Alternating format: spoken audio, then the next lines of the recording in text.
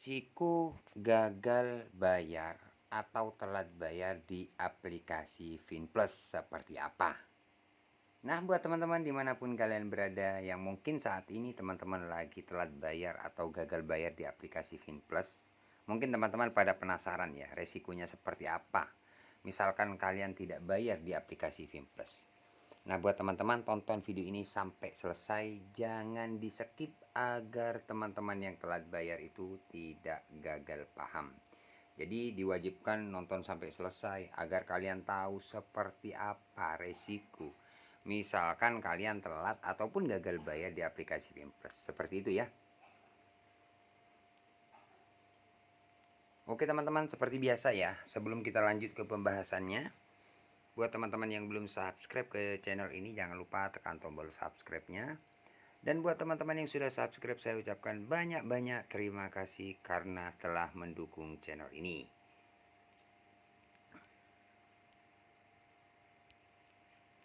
Oke teman-teman, di sini sudah saya buka ya untuk aplikasi Finplus. Untuk aplikasi Finplus seperti ini. Jadi tampilannya kalau sudah telat bayar seperti ini. Di sini saya tidak mengajarkan teman-teman untuk tidak bayar atau gagal bayar, tidak. Masalah gagal bayar itu tergantung kalian, ya. Terserah teman-teman masalah gagal bayar. Di sini saya cuma berbagi pengalaman, ya, seperti apa resikonya nanti saya akan jelaskan. Ya, misalkan kalian gagal bayar dan selamanya nggak bayar seperti apa. Salah satu contoh ini. Nah ini teman-teman, ini ada dua cicilan ya. Ada yang pertama 3.300.000, yang kedua 9.200.000 sekian-sekian. Jadi kalau kita total ini sekitar 12 juta lebih. 12 juta total keseluruhan ini sudah plus bunga atau denda. Keterlambatan di sini teman-teman bisa lihat 277 hari. Jadi 277 hari ini artinya sekitar hampir 10 bulan, bahkan 10 bulan ini. Total 12 juta tidak dibayar ini 10 bulan. Nah, mungkin teman-teman, Bang, apakah aman, Bang, kalau telat bayar? Bang, gagal bayar di Finplus, apakah sebar data? Apakah ada DC lapangannya? Ini sesuai pengalaman loh, teman-teman. Ya. Resiko yang pertama buat teman-teman yang baru telat ya. Resiko yang pertama kalau teman-teman telat bayar di aplikasi Finplus, sudah pasti teman-teman setiap hari di WA, dihubungi, ditelepon, di email ya. Satu hari bisa sampai 5 bahkan sampai 10 kali WA yang masuk, bahkan telepon. Ya, itu resiko yang pertama. Ya, misalkan kalian telat 1 hari, 2 hari, 3 hari, seperti itu terus. Ya, bahkan kalau teman-teman sudah telat kisaran 1 minggu atau 5 hari lah ya, 5 hari atau 1 minggu, 2 minggu, biasanya ada semacam teror. Nah, terornya itu teman-teman bermacam-macam teror. Ada yang diteror ya, itu diancam sebar data, atau bahkan datanya mau disalahgunakan. Ada yang seperti itu. Ya, bahkan data Anda di sini lengkap, kalau masih belum bayar juga, 1 jam ke depan terpaksa data Anda kami sebar atau saya hubungi kontak-kontak Anda. Nah, seperti itu sebuah resiko. Apa benar, Bang, data kalian, data teman-teman yang telat bayar itu disebar kalau misalkan sudah dapat WA kayak gitu? Jawabannya enggak, teman-teman. Itu hanya teror. Itu hanya sebuah resiko misalkan kalian telat bayar. Banyak subscriber saya yang sharing sama saya, ya, pengaduannya seperti itu, diteror, Bang. Apa benar aplikasi Finplus sebar data atau data disalahgunakan? Ya kayak gitu-gitulah, pokoknya intinya diteror, itu ditakut-takuti agar kalian bayar.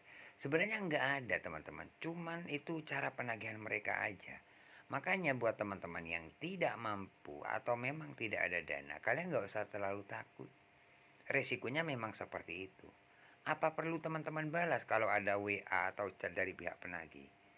Ya jawabannya kalau dari saya pribadi ya nggak usah lah, ngapain.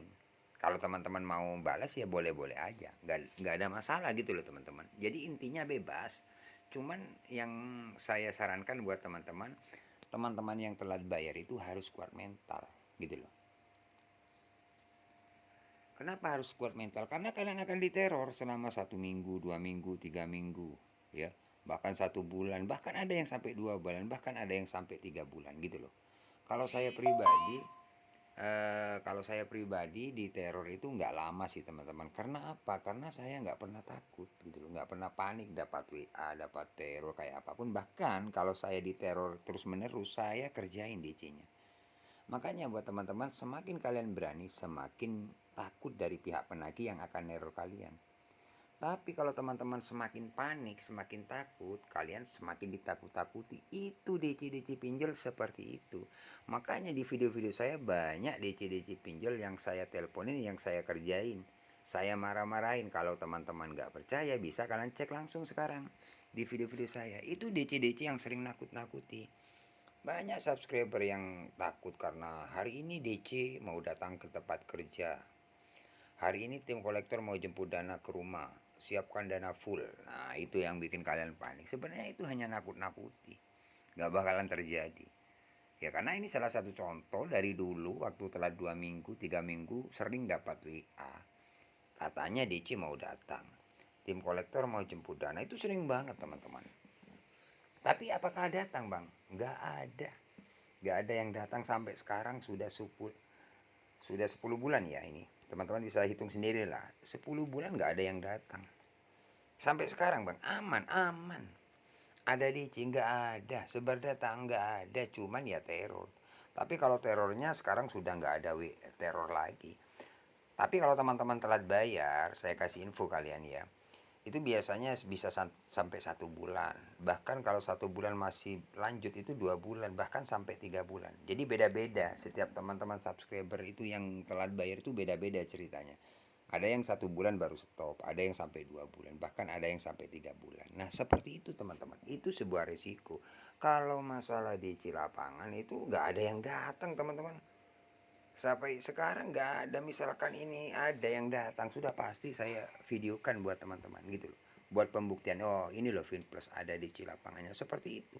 Makanya kalian bisa cek video-video saya tentang aplikasi Finplus ini. Aplikasi ini mulai dari telat 1 minggu ya kalau nggak salah, 1 minggu, 2 minggu, 3 minggu, bahkan sampai sekarang 10 bulan saya update terus. Ya perlunya apa? Perlunya berbagi informasi seperti itu buat teman-teman yang lain, agar teman-teman yang lain itu tidak terlalu takut ataupun panik. Jadi untuk aplikasi Finplus sejauh ini masih aman-aman saja, tidak ada sebar data ataupun DC lapangan. Masalah BI checking mungkin BI checking karena saya nggak pernah cek teman-teman. Nah seperti itu ya.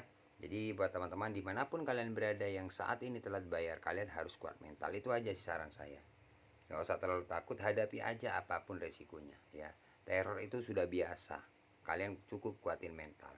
Kalau kalian nggak kuat mental, kalian bisa cek video-video saya, belajar dari video-video saya agar mental kalian kuat. Oke, terima kasih. Semoga video ini bermanfaat. Jangan lupa like, komen, dan subscribe channel ini. Tunggu video-video selanjutnya dari channel Markas Pinjol.